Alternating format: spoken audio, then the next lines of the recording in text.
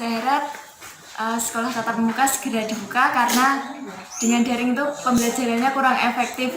Oh ya, adik ini dari sekolah mana ini? Saya sekolah di SMP Negeri 1 Karanganyar. Di Kabupaten Ngawi ya? Iya, Oh iya, kelas berapa? kelas 9. Sudah sejak sekitar akhir bulan Maret tahun 2020, negara kita itu terkena musibah.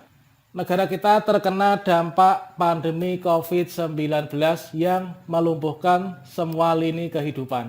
Salah satu sektor yang terdampak itu adalah sektor pendidikan yang memungkinkan seluruh sekolah yang ada di Indonesia itu harus melakukan pembelajaran daring atau pembelajaran online. Bagi sebagian siswa, pembelajaran daring atau pembelajaran online non-tatap muka itu menimbulkan berbagai macam permasalahan dan kendala. Beberapa kendala yang populer akhir-akhir ini adalah yang pertama, itu adalah kesulitan sinyal. Kemudian yang kedua, itu adalah terkait dengan borosnya kuota internet pada HP siswa.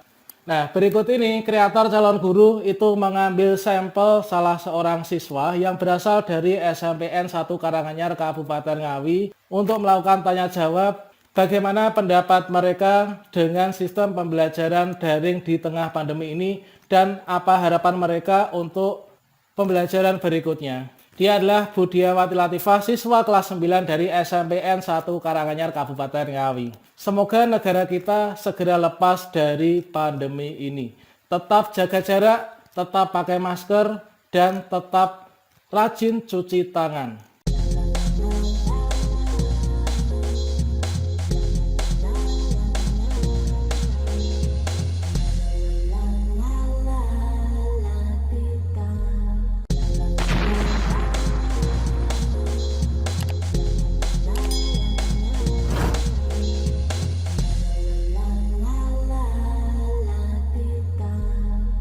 Assalamualaikum warahmatullahi wabarakatuh. Sobat-sobat calon guru, selamat datang di channel calon guru. Sobat-sobatnya, seperti yang kalian ketahui bahwa sejak sekitar bulan April tahun 2020 sampai sekarang, itu dikarenakan negara kita juga termasuk negara yang terdampak akan pandemi COVID-19 yang mengharuskan seluruh siswa di sekolah di Indonesia itu melakukan pembelajaran daring dan belum diberikan izin untuk melakukan pembelajaran tatap muka sampai sekarang ini. Nah, sekarang ini saya sudah bersama dengan salah seorang siswa SMP sampel ya.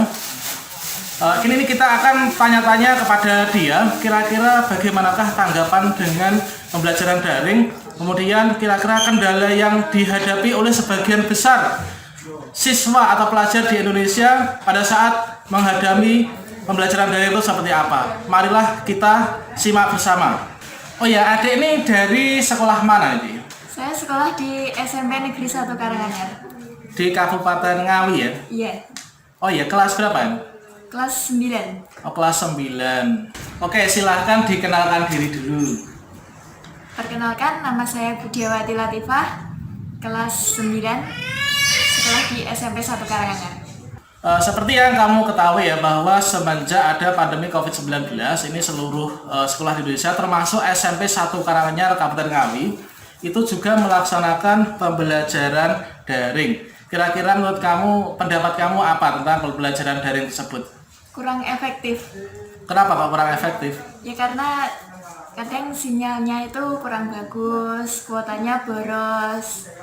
Terus ya penjelasannya itu kurang, nggak seperti tatap muka, kurang Iya, jelas gitu. kalau misalkan tatap muka itu kan siswa itu bisa langsung berhadapan dengan bapak ibu guru di sekolah ya. Tapi kalau misalkan pembelajaran daring itu memang bisa dijelaskan dengan menggunakan video, bisa melalui YouTube atau mungkin kalau di Ngawi itu ada aplikasi simple itu ya. Ya. Namun meskipun penjelasannya itu ada video, namun kan kalau misalkan kita kurang jelas, kalau mau tanya kok kan nggak bisa ya. Mau tanya juga susah. Iya. Oh ya, kalau misalkan boleh tahu, di SMP 1 setiap sekolah di Indonesia meskipun sama-sama pembelajaran daring atau pembelajaran online itu kan tentunya ada gaya pembelajaran dan sistem pengajaran di sekolah itu berbeda-beda antara satu sekolah dengan yang lain ya. Kalau misalkan di SMP 1 itu pembelajaran daringnya modelnya tuh seperti apa saja? Lewat Google Classroom. Oh, Google Classroom, berarti ada yang pada jam sekian ada absen, kemudian ada tugas dan seterusnya ya. Iya. Selain Google Classroom apa saja? Biasanya Google Meet. Oh, dengan Google Meet. Berarti pernah melakukan meeting juga ya di pembelajarannya itu ya. Mungkin ada lagi yang lain pembelajaran yang dilakukan? Biasanya kalau lewat Google Classroom kan sinyalnya agak susah kalau mau ngirim tugas. Iya. Biasanya japri di WhatsApp. Japri Iya. dengan Bapak Ibu guru. Oh gitu ya. Jadi tiap sekolah itu tetap ada grup WhatsApp untuk mengkoordinir seluruh tugas dan pengumpulan tugasnya gitu ya. Oke. Ya, berikutnya dengan sistem pembelajaran yang kamu alami di SMP 1 seperti itu, kira-kira selama ini untuk kendala terbesar yang kamu hadapi dan sebagian besar siswa hadapi itu apa saja ya? Sinyal sama kuota. Ya pasti sekali ya, yang namanya sinyal, apalagi kalau misalkan di daerah kita, ini kan termasuk orang mengatakan daerah Branglor gitu ya. Iya.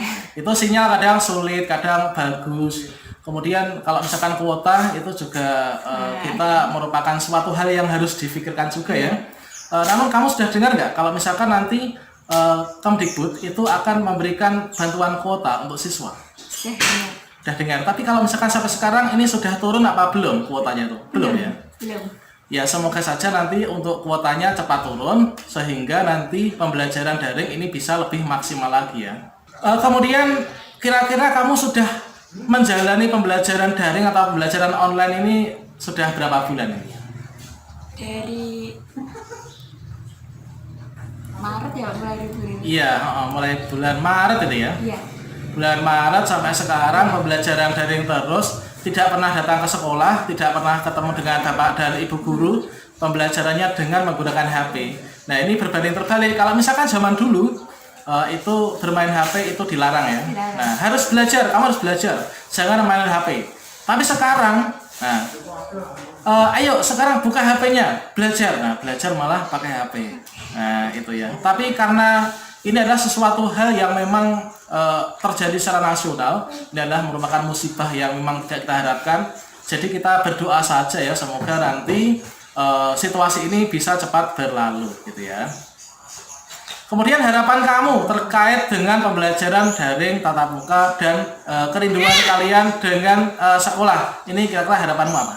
Saya harap sekolah tatap muka segera dibuka karena dengan daring itu pembelajarannya kurang efektif karena penjelasannya kurang dan juga kalau di sekolah itu kan banyak temannya jadinya pemahamannya juga kalau belajar bareng kan lebih enak gitu Pak. Terus ya kalau kurang jelas langsung tanya langsung dijelaskan. Iya, kalau misalkan mau belajar tatap muka kan ada yang kurang jelas langsung tanya. Langsung tanya. Kalau daring itu kurang jelas tanya itu ke WhatsApp bisa sebenarnya, tapi kadang responnya kan agak lama. Responnya agak lama. Iya. Karena kita sadari juga bahwa Bapak Ibu guru itu kan muridnya bukan cuman kita saja ya, ada murid yang lain di kelas lain, tingkat lain dan seperti itu.